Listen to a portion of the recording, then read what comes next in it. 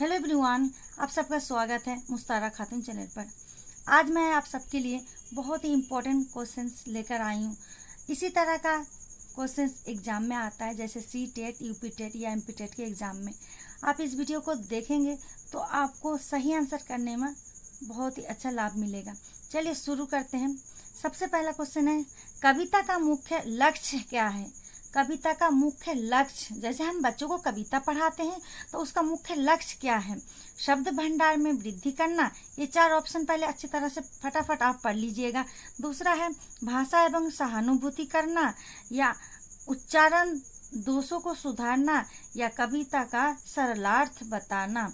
तो जब हम कविता का मुख्य लक्ष्य जानेंगे, यानी जब हम कविता पढ़ाते हैं तो बच्चों को तो उसका मुख्य लक्ष्य होगा कविता का सरलार्थ बताना, यानी कविता का सरल करके उसका अर्थ बताना कविता का मुख्य लक्ष्य है। ये वाला आंसर सही हो जाएगा, ऑप्शन डी। क्वेश्चन नंबर 2, दूसरा क्वेश्चन चलिए। हस्तलिखित पद जिस समास का उदाहरण है, कौन सा समास होगा? यानी हस्तलिखित जो शब्द है, ये पद है, ये कौन सा समास का उदाहरण है? द्वंद्व का, तत्पुरुष का, द्विगु का, या अव्ययीभाव समास का उदाहरण है हस्तलिखित। सबसे पहले तो इसको समझना, हस्तलिखित क्या है, यानी हाथ से लिखा हुआ। तो कौन सा समास हो सकता है? द्वंद्व समास क्या होता है? द्वंद्व यानी दोनों में द्वंद्व है, लड़ाई है, झगड़ा है, जैसे भाई और बहन, माता और पिता, इस तरह का शब्द आता है। तो ये हस्तलिखित नहीं हो सकता, द्वंद्व समास नहीं हो सकता। द्विगु में क्या होता है मैं आपको बता देती हूँ ट्रिक एक तरह से, जैसे द्विगु, तीन गु, चार गु, ये द्विगु समास जो है वो संख्यावाची समास है। हमेशा याद रखना, द्विगु समास संख्यावाची यानी 2, 3, 4 इस तरह का आएगा, जैसे दो राहों का समूह या समाहार इस तरह आएगा, ठीक है। उसके बाद क्या है, अव्ययीभाव समास भी नहीं होगा, तो इसका सही आंसर हो जाएगा तत्पुरुष समास, यानी हस्तलिखित, हाथ से लिखा हुआ ये तत्पुरुष समास। तत्पुरुष समास में क्या होता है? कारक होता है, ये भी याद रखना है आपको, ठीक है। ये आंसर आपको समझ में आ गया। चलिए आप क्वेश्चन नंबर 3 में चलते हैं। कविता किसका विषय है? कविता अनुभूति का, या विद्या का, या रस का, या आनंद का? जब हम कविता पढ़ाते हैं तो कविता किसका विषय, किसके, उसमें अनुभूति होता है, तो अनुभूति का विषय है कविता।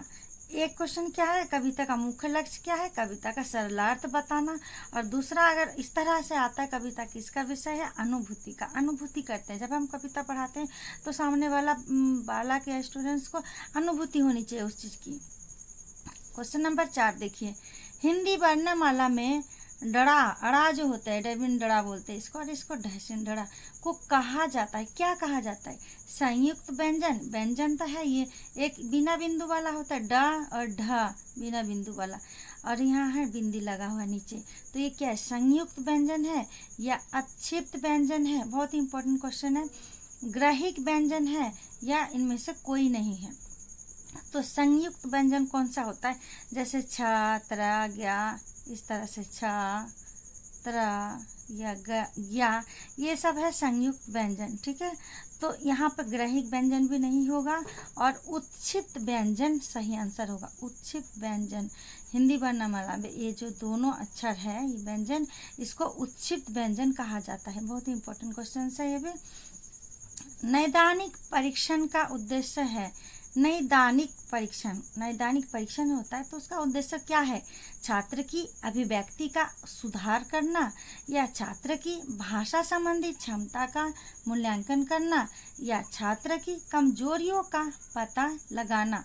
तो अब इसको ध्यान से देखिए, क्वेश्चन में ही कहा जाता है ना कि क्वेश्चन में ही आंसर समाहित होता है, छुपा होता है। नैदानिक परीक्षण होता है। मान लीजिए कोई बालक है, नादान है, इससे समझ लीजिए ट्रिक है कि नैदानिक यानी नादान बालक, तो उसको क्या पता करेंगे? कमजोरियों का पता लगाना पड़ेगा इसमें। इसका सही आंसर है कमजोरियों का पता। छात्र की कमजोरियों का पता लगाना नैदानिक परीक्षण का उद्देश्य है। क्वेश्चन नंबर 6 देखिए, इसमें क्या है?